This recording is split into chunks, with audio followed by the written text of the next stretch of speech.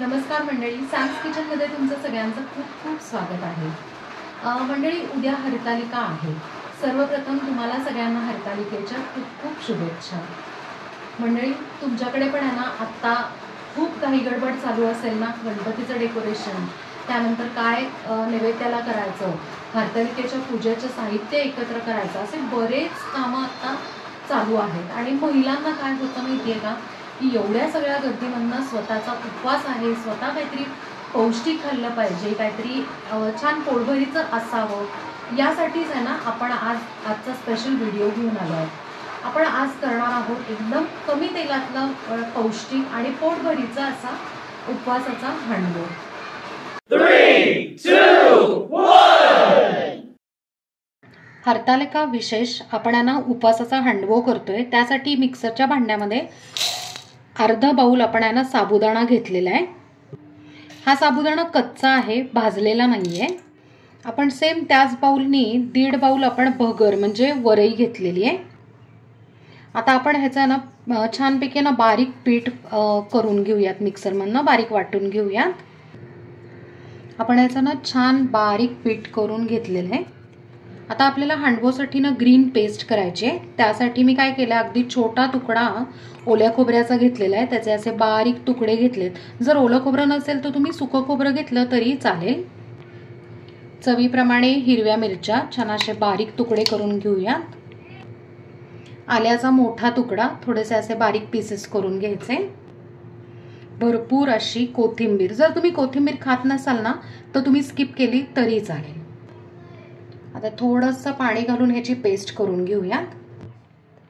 Green pest आपण छान बारीक वाटून घेतलेली आहे।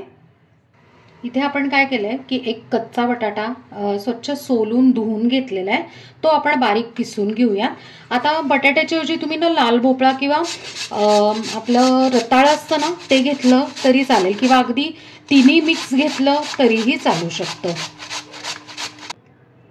बटाटा आपण छान बारीक किसून घेतलेला आहे। एका बाउलमध्ये आपल्याला हांडवोचं पीठ भिजवायचंय। त्यासाठी आपण हे जे भगर आणि साबुदाणा बारीक करून घेतला होता ना ते घालून घेऊया। किसलेला बटाटा, ही हिरवी पेस्ट आपण करून घेतली होती ती,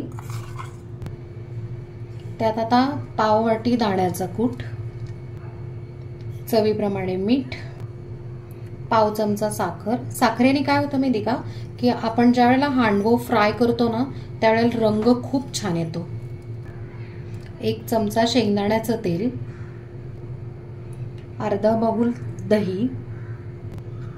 आता आधी हे सगळं मिक्स करून घेऊया। आता हे मिक्स करून झालेलं आहे। आता थोडं थोडं पाणी घालून भजीचं पीठ कसं असतं ना त्या पद्धतीने थोडंसं घट्टसर असं भिजवून घेऊया। भिजवून झाल्यावर मी तुम्हाला दाखवते। आपण पीठ आहे ना अशा पद्धतीने भिजवून घेतलेला आहे। अराउंड 1.5 बाउल आहे ना ह्याला पाणी लागतं। त्यात ना पाव चमचा खायचा सोडा घालायचा आणि परत मिक्स करून घेऊया। पीठ भिजवून झालेला आहे। आता आपण अर्धा तास हे झाकून बाजूला ठेवूयात, कारण वरई आणि साबुदाणा भिजायला वेळ लागतो आणि त्यानंतर आपण ना समजा पाणी लागलं तर ऍडजस्ट करूयात। अर्धा तास झालाय, आपण आता चेक करूया। येस, भगर आणि साबुदाणा छान भिजल्यामुळे ना थोडंसं घट्टसर झालंय। अगदी थोडंसं पाणी घालून आपण सरसरीत करूयात, म्हणजे काय होतं की हांडवो करताना आपण ते स्प्रेड करू शकतो। छान आपण मिक्स करून घेतलेलं आहे। अंदाजे 1.5 ते 1.25 बाउल आपल्याला पाणी ह्याच्यात लागतं। तुम्हाला मे बी कमी जास्त लागू शकतं। मिक्स झालेलं आता आपण हांडवो करायला घेऊया। हांडवो करण्यासाठी एक तर तुम्ही ना पसरट पॅन घेऊ शकता, किंवा मग आपला जो तवा असतो रेग्युलर तो घेतला तरी चालेल, पण शक्यतो पॅन असेल ना तर बरं आहे। आता इथे मी ना काय केलंय की शेंगदाण्याचं तेल घालून घेतलेलं आहे। ह्याच्याऐवजी तुम्ही तूप वापरू शकता, किंवा खोबऱ्याचं ते तेल असतं ना जे एडिबल असतं म्हणजे खाऊ शकतात ते वापरलं तरी चालतं। असं स्प्रेड करून घ्यायचं। तेल एकदा छान तापलं की थोडेसे जिरे आहेत ना असे स्प्रेड करून घ्यायचे। त्यानंतर हे चिली फ्लेक्स आहेत, म्हणजे वाळलेल्या लाल मिरच्या असतात ना त्याचे बारीक आहे ना चुरा करून घेतलेला आहे।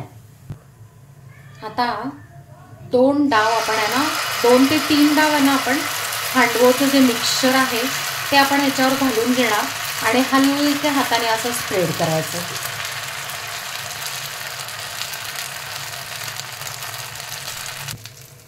हे ना स्प्रेड करताना थोडंसं जाडसर स्प्रेड करायचं. फ्लेम लो ठेवायची आणि आता झाकण ठेवून एक 2 ते 3 मिनिटं लो फ्लेमवर छान कुरकुरीत भाजून घेऊयात. एक 3 ते 4 मिनिटं झालेली आहे. आता आपण चेक करूयात. हे बघा, आता आपल्याला थोडंसं लक्षात येतं कडेने आहे ना असं थोडंसं लालसर होतं बघा. आता आपण टर्न करून बघूया. येस, इतका सुंदर कलर आलेला आहे. दुसऱ्या साईडनी पण एक 2 ते 3 मिनिटं छान भाजून घेऊया. आता झाकण ठेवायची काही गरज नाहीये. एक 2 मिनिटं झालेले आहेत. आपण चेक करूया दुसऱ्या साईडनी.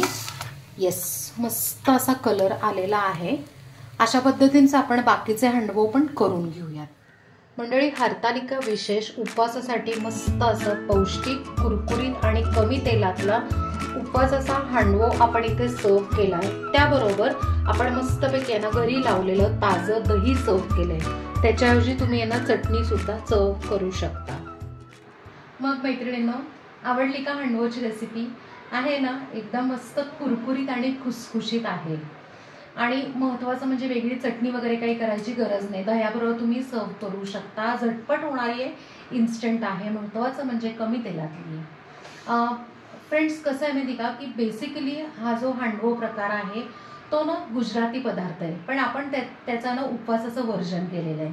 फ्रेंड्स, दिवसभराचा उपवास असतो हरतालिकेच्या दिवशी. सो बऱ्याच वेळा प्रश्न पडतो की कमी वेळात आहे ना काय वेगळं करू शकतो.